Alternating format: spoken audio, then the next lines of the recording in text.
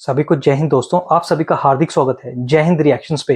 आशा करता हूं कि आप सभी लोग बहुत अच्छे होंगे। तो आज की इंटरेस्टिंग और दमदार वीडियो में आप देखेंगे भारत की बेटी और सुप्रीम कोर्ट की दबंग वकील नाजिला आई खान देंगी पाकिस्तानी पत्रकार मुजफ्फर चौधरी के तीखे सवालों का जबरदस्त और बेबाकी से जवाब। तो ये वीडियो काफी इंटरेस्टिंग होगी, आपको बहुत कुछ जानने को मिलेगा। और ये वीडियो का सेकंड पार्ट है।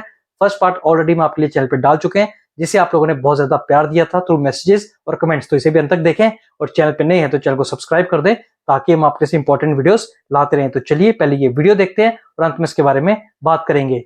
जय हिंद, जय भारत। हम प्रखर हो करके और पूरे सत्य के साथ, पूरे प्रूफ के साथ जब हम मीडिया के सामने रखते हैं तो क्या होता है, साजिद रशीदी बोलते हैं ये देखिए नाजिया अलाई खान ने हिंदू से शादी किया। अरे भैया, हिंदू से शादी किया है, दूल्हा ले आ, मेरा दूल्हा ले आ मेरे पास। तू अकेले ही बारात का बिरयानी खा रहा है, तू मेरा दूल्हा लेकर आ मेरे पास। अब देखिए, अब मैं थोड़ा इतिहास के पन्ने में पीछे जाऊं।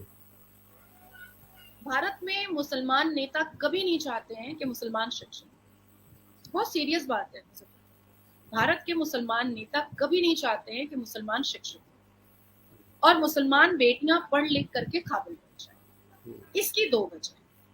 मुसलमान अगर शिक्षित हो जाएंगे तो कोई भी इनके मिचिल मीटिंग में और प्रदर्शन के लिए और पुतला फूकने के लिए और नारे तकबीर का नारा देने कोई भी के लिए नहीं।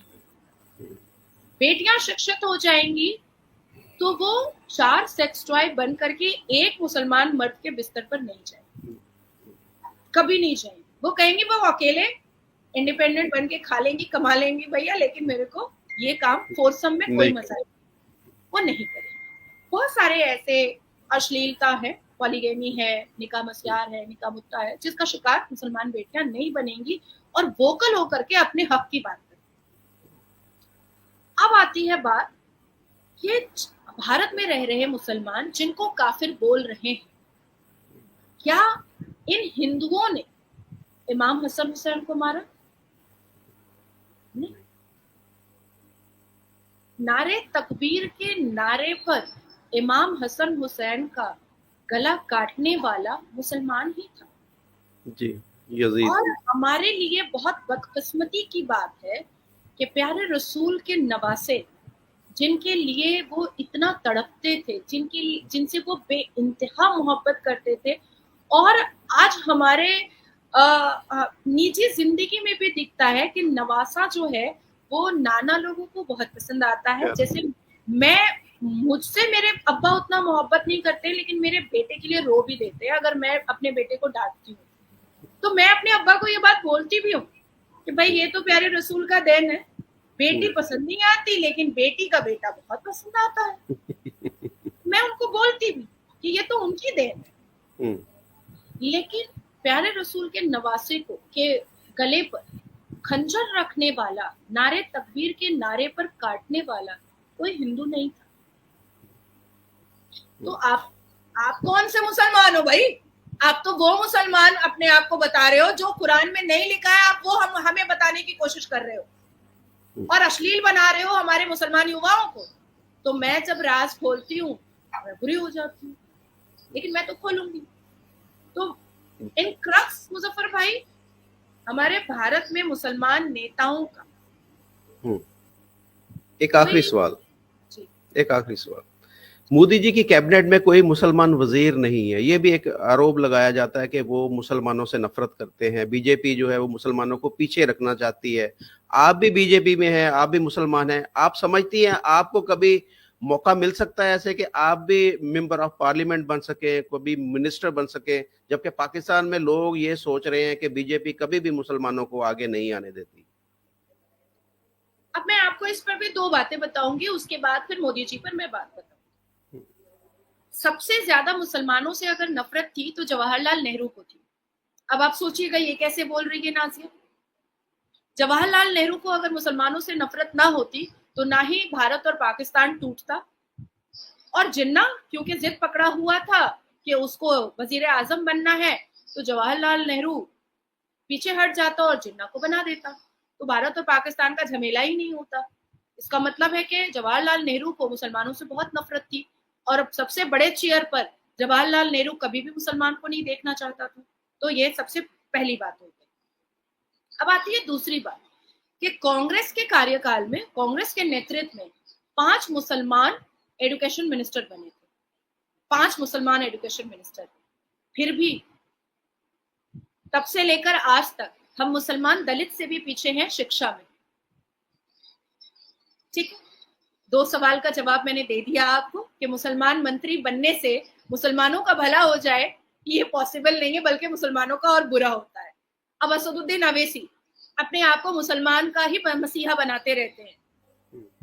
पहला, इसमें भी 2 बातें हैं। पहला, असदुद्दीन अवैसी अपनी पार्टी से, अपनी पॉलिटिकल पार्टी जो मुस्लिम इत्तेहादुल मुस्लिमीन है, जिसमें एक भी हिंदू नहीं है, उसमें वो अकेला मेंबर ऑफ पार्लियामेंट है, क्योंकि वो किसी को अपने बराबर में देखना नहीं चाहता है। और दूसरा कि मुसलमान का वो नेता बनने की कोशिश करता है, मसीहा बनने की कोशिश करता है, पर मुसलमान उसको मसीहा बनाते नहीं है बिकॉज ऑफ जेलेसी। अगर वो पूरे भारत के मुसलमानों का नेता है तो अकेला क्यों पार्लियामेंट के अंदर? ठीक है, अब आती है तीसरी बात जो आपका सवाल था। Bharatiya Janata party credibility, capacity, capability, education, knowledge, literacy पर किसी को टिकट देती है, और अगर वो जीतता है तो फिर उसको कैबिनेट मंत्रालय भी दे देती है। 2019 से पहले नाजिया इलाही खान को उसके गली के लोग भी नहीं जानते थे कि ये नाजिया इलाही खान है, और 2024 में पूरी दुनिया मुझे पहचानती है, और ये प्लेटफॉर्म देने वाले भारतीय जनता पार्टी और आदरणीय प्रधानमंत्री हैं कि नाजिया इलाही खान अपने बातों को जो रखती है सत्य और तथ्य के साथ रखती है, और आने वाले वक्त में अगर मैं मेंबर ऑफ पार्लियामेंट बनती हूं तो ये कोई बहुत बड़ी बात नहीं होगी, क्योंकि मेरी क्रेडिबिलिटी पर मुझे चुना जाएगा।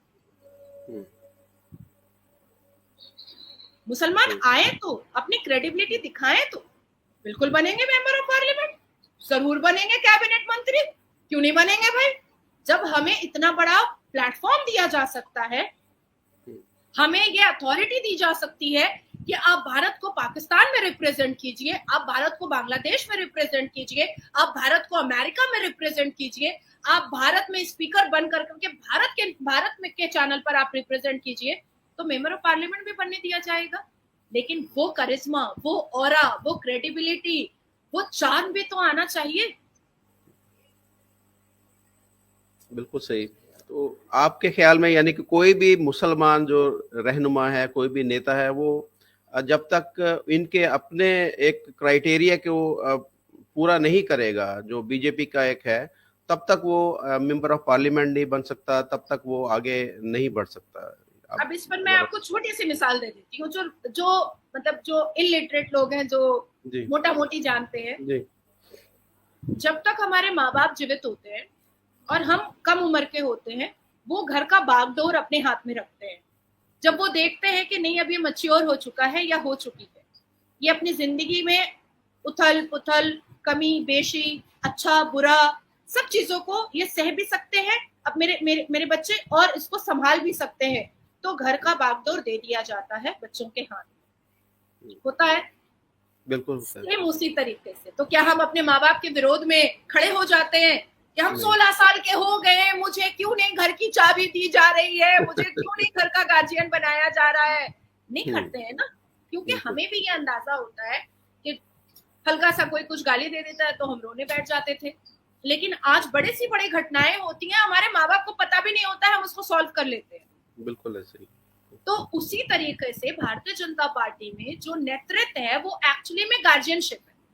जब उनको ये फील होता है कि बड़े से बड़ी घटना को भी और बड़े से बड़े इंसिडेंट को भी नाजिया अब संभालने के लिए सक्षम हो चुकी है, आ जाइए पार्लियामेंट में बैठिए ना, आपके लिए तो है। बहुत शुक्रिया नाजिया जी आपका, आपने बड़े अच्छे तरीके से एक्सप्लेन किया। उम्मीद करता हूँ ये सवाल जो मुझसे लोग पूछते थे जब मैं पब्लिक में जाता हूँ या जब भी मैं वीडियो करता हूँ, तो नीचे मुसलमान ये सवाल करना शुरू कर देते, तो उम्मीद है उनको आपके सवाल के जो है वो जवाब मिल गए होंगे और मुतमईन भी हो जाएंगे। और लेकिन मुझे नहीं लगता कि ये लोग जो हैं वो किसी भी आर्गुमेंट को ये कबूल करने वाले हैं, या ये इनके माइंड के अंदर जो चीजें बिठाई गई हैं इतने सालों से, उनको निकालना बहुत मुश्किल है, लेकिन फिर भी एक हमारी कोशिश काविश जो है वो जारी रहेगी कि इनको भी पता चले कि एक्चुअली भारत के अंदर सिचुएशन है क्या, ये जो हर वक्त रोना पीटना डाले रखते हैं और उसकी हकीकत क्या है। तो थैंक यू वेरी मच, आपका बहुत शुक्रिया, आपने हमारे टाइम दिया और तबीयत की खराबी के बावजूद आपने हमें टाइम दिया। Thank you very much. Vande Mataram, Bharat माता की जय। तबीयत खराब को एक्सक्यूज हम नहीं बना सकते क्योंकि हमारे भारत के प्रधानमंत्री 365 दिन काम करते हैं। बिल्कुल बिल्कुल सही कहा आपने। Thank you very much. Thank you. शुक्रिया दोस्तों, आशा करता हूँ कि वीडियो को आपने अंत तक देखा होगा और हमेशा की तरह नाज़िया अलाई खान का दमदार और बेबाक रिएक्शन आपको काफी पसंद आया होगा, जहां पे आपने देखा कैसे नाज़िया अलाई खान ने मुजफ्फर चौधरी के जबरदस्त और तीखे सवालों का बड़ी ही बेबाकी से जवाब दिया। तो वीडियो अगर आपको पसंद आई है, इसे लाइक और शेयर जरूर कर दें और अपने विचार हमें कमेंट सेक्शन में लिखकर जरूर बताएं। और एक बार फिर चैनल पे नहीं है तो चैनल को सब्सक्राइब कर दें ताकि हम आपके लेटेस्ट इंपॉर्टेंट और इंटरेस्टिंग वीडियोस लाते रहें। तो चलिए फिर मिलेंगे ऐसी किसी जबरदस्त और दमदार वीडियो में। तब तक अपना ध्यान रखिए। जय हिंद, जय भारत।